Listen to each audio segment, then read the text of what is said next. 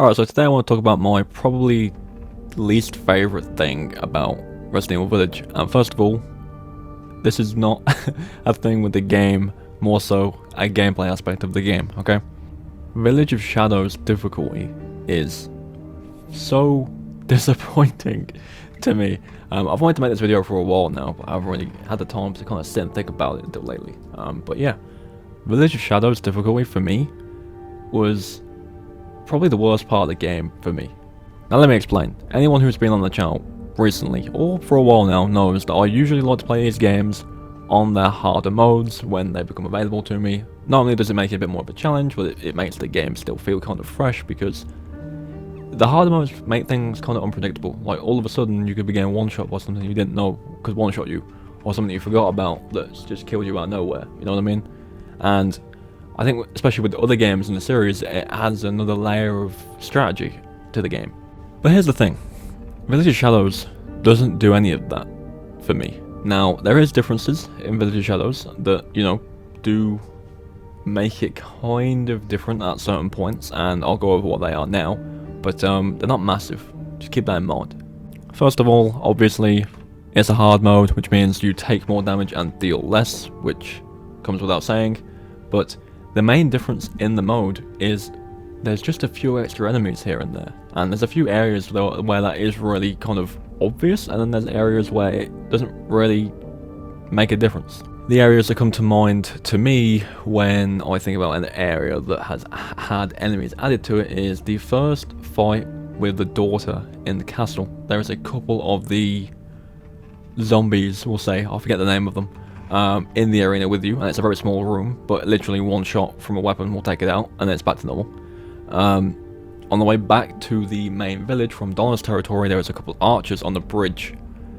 I didn't notice them immediately, which did throw me off. I did get hit by an arrow out of nowhere, but after that, that's it. That's the only difference there. There's just two archers there.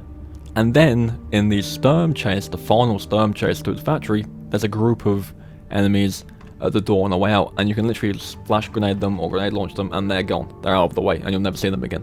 Like, that's the thing. It's cool to see that first time around because it's a bit of a shock, but after that, it's so trivial that it doesn't make a difference to how you play the game. I think the one mode of difficulty that comes to mind when I think about a game in the series that changes so much and does something different so well is Madhouse from 7.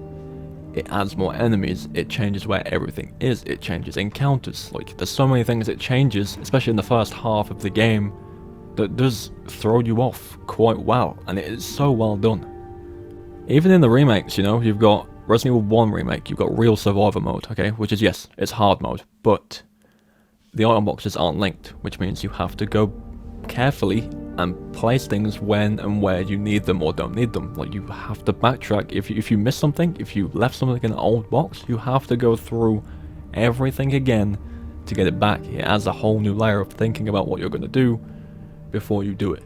And, you know, if you fuck it up, it's kinda risky to go back through, especially if you play Resident Evil in a sense where you kind of skip as much as you can. Like, you'll have to go through it all again and hope you don't get killed.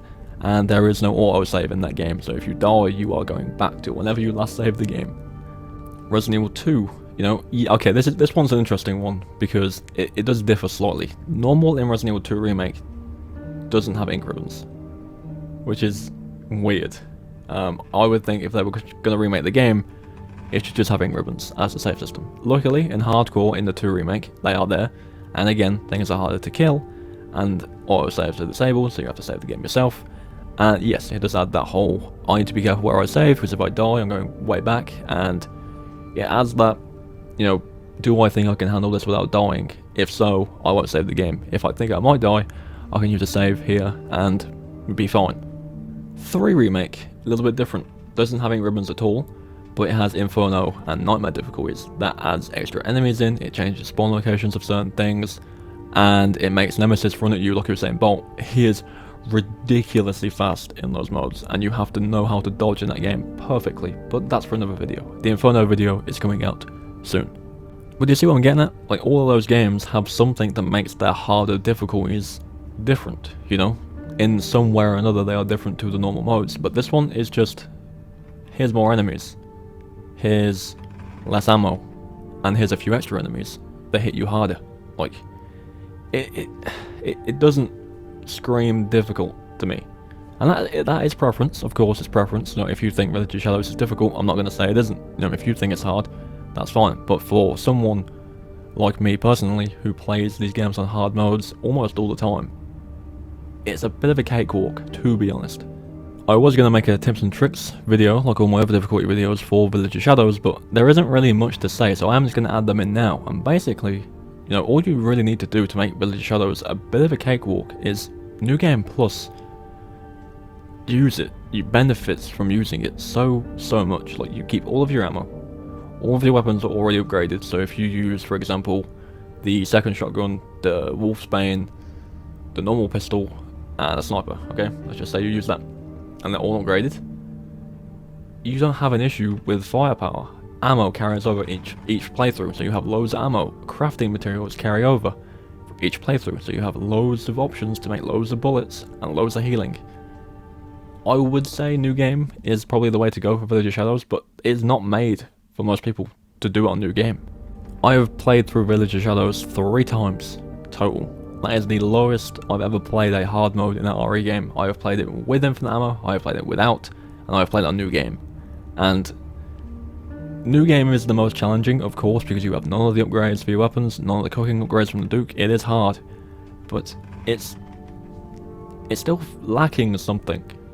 Now that that's done with and I've ranted about the mode itself, I do want to kind of give some suggestions of improvement for it that could make it a little bit better to kind of sit alongside those other modes as well. And this is all personal preference, like I said. You know, if you do find Village of Shadows difficult, then, you know, that's fine. And I hope you beat it if you haven't already. Let me know if you have. Let me know if you haven't. I'm interested to hear other people's experiences. But this is going to be my personal take on what could make the mode a little better and a little fitting to be the hardest mode in the game.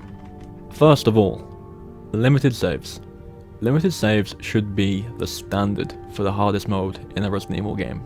It should always be there. There should always be ink ribbon system in the game on the hardest mode at the very least. It makes you need to think about it. Like, you know what's coming.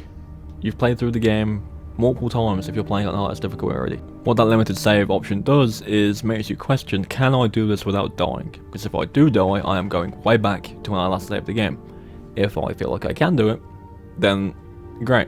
But it makes you think, you know, do I want to risk dying and losing progress? Or do I want to save the game just to make sure I have a couple of attempts under my belt for this fight, you know? That's why it's there. That's why that system's in place. Next up, with how Village works, you know, remix some of the key item locations throughout certain areas, you know, more so the castle. I think the castle is an extremely well-made part of the game. I would say it's second best for me. I do prefer the factory, personally. But the castle is a really old school feeling area of the game. You know, change locations of some of the keys, change how the puzzles work and the solutions that are needed to complete them. You know, it does add that extra kind of, okay, I need to rethink how to do this because it's not the same as it was before. That's something that Resident Evil 7 does so well. You know, it throws keys in different parts of the map, it puts weapons in different parts of the map. You need to refine these things, and it makes you essentially have to play the game from scratch again, only it's on hard mode this time. Speaking of the castle, make Dimitrescu an actual threat. Like, she's not the most daunting thing in the castle, okay? You can dodge her pretty easily. She has like 2 corridors that she goes down and then you're safe. Like, make her explore more of the castle and chase after you more, because she's really not in a big area. And yes, I've mentioned before how the pursuer type enemies do get quite tedious and you can literally walk past them, no matter what game it is, but again, it throws me back to Resident Evil 7 and Jack on Madhouse. Like, he's fast, he will catch up to you regardless, you have to do something. Either hide or stun him, because he's going to get you eventually. And that's something they really missed out with her. You know, even in the 3 remake and the 2 remake, Tyrant, Nemesis, they were faster, they would catch you. She just kind of stands there and watches you walk away. It's very disappointing. But that's going to do it for me on this kind of little ramble about Village of Shadows. Like I said, it's my opinion on it being not particularly difficult. Obviously, some people will probably find it difficult. If you have beat it before and you have struggled with it, let me know how you beat it and how you kind of got through it. If you think it's too easy as well, let me know as to why. If you think it's really hard, again, let me know as to why you think that is. But yeah, I would hope in the next game that they had a harder difficulty than this. But yeah. This is just me saying, how I feel about the mode. So thank you for watching. Remember to leave a like on the video, comment your thoughts down below, and as always, I'll see you all tomorrow for a brand new video.